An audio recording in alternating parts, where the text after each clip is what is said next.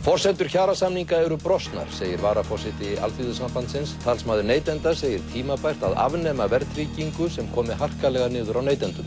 Verðbólga hefur ekki verið meiri í næstum 2 áratugi. Innfluttar mat- og drykkjarvörur hafa hækkað rúm 20% síðustu 6 mánuði. Varaforseti Alþýðusambandsins segir forsendur kjarasamninga brostnar og talsmaður neytenda segir tímabært að afnema verðtryggingu. Verðbólga mælist nú 13,6% á 12 mánaða tímabili.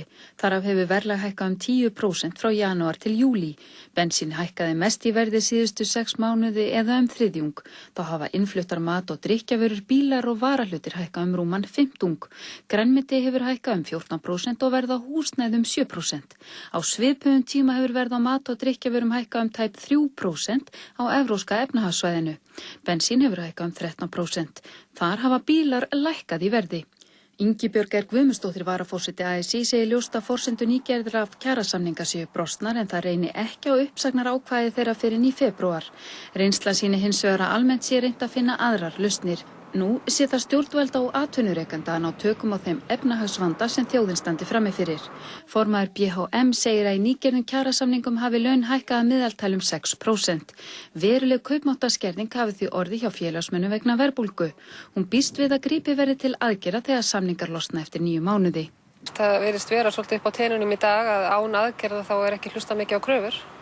Guðlu segir að skilaboð stjórnvalda í síðustu kjarasamningum hafi verið að menntun borgi sig ekki og auglýsir eftir stefnu ráðamanna í efnahags- og menntamálum. Bandalag háskólamanna leggur áherslu á það að menntun sé einhvers virði og síðustu samningar af hálfu viðsemjandans gáfu það engan veginn til kynna að skipta einhverju máli að mennta sig.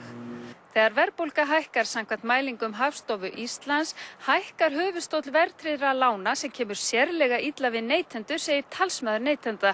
Tími sé komin til þess að afnema hana. Þetta kann að vera áhrifavaldur, ekki bara afleiðing verðbólgu, heldur áhrifavaldur vegna þess að lánveitandinn hefur tryggingu fyrir því að ofan á sína vexti fá hann verðbólguna bætta. Og það eiginlega ekkert réttlætt í því, þetta sér íslenska fyrirbæri, að annar aðilinn sá veikari yfirleitt beri alla áhættuna af verðbólgu.